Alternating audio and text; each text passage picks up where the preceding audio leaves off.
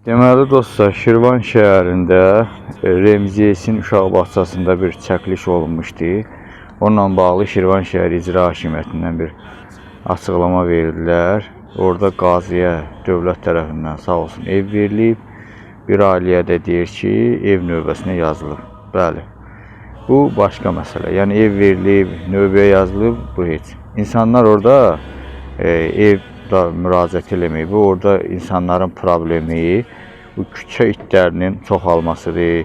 Həmin o bağçanın qarşısında zibilliyin olmasıdır, cəngəlliyi xatırladır. Sonra da deyirlər ki, bura bizim ərazi deyildir. Sizin ixtiyarınız olmasa, ora heç kim orada gəlib bir daş da yox.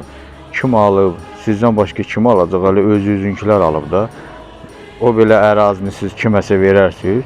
Kim alıb, necə alıb, o başqa məsələ. İndi oranı bir təmizlətdirin, belə yaşıllaşdırmanın işçisi var, nə bilim, ekologiyaya müraciət edin, təmizlətdirin də, cəmaət, ailələr, uşaqlar yaşayır. İndi hər şeyə deyirsiniz, qanun. Yaxşı, bu xalqa xidmət eləmək də sizin borcunuzdur da, o cəmaət oradan müraciət edir, xahiş edir ki, indi o Remziyesin müdürü kimdir, keçmiş, nə bilim, meliorasiyanın rəhbəridir, təzəvindir, nədir, siz bilirsiniz də, sizin araşdırma, o işlər sizindir. O küçə itləri insanların, vəhşi heyvanlar dolub orada.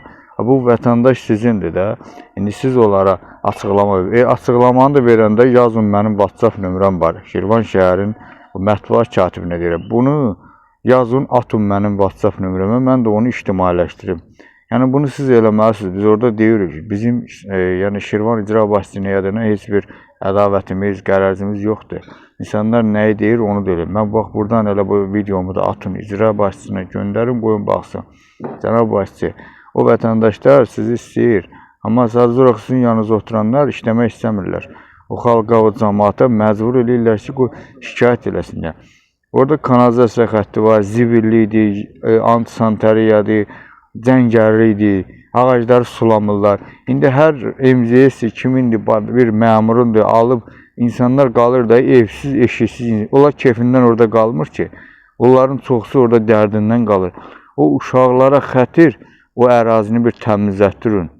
Yəni 500 manatından heç kim keçmir. Bəs o ailələr, uşaqlar yazıqdır axı.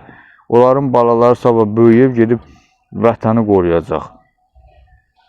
Sağ olun.